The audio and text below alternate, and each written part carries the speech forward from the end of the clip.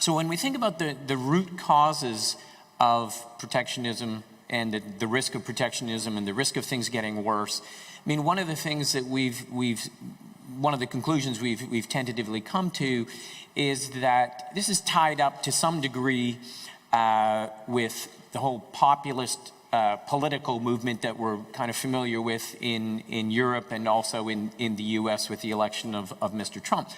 And part of that agenda, or part of that momentum, we think, is related to income distribution and people feeling like they've been left behind and looking for politicians to sort of do something about that.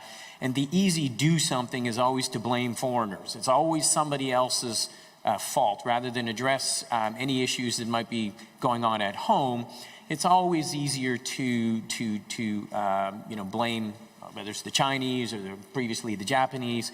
And that's in some ways sort of the easy way out.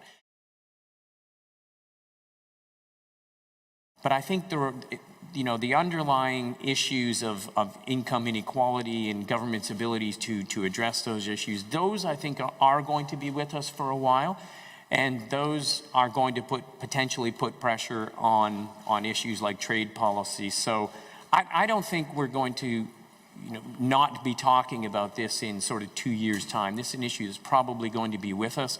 I would agree with you that once we get into an exchange rate discussion, that changes everything. I don't think the Chinese will follow the Japanese in having their currency appreciate based on US pressure. I think they looked at that, as you say, with horror.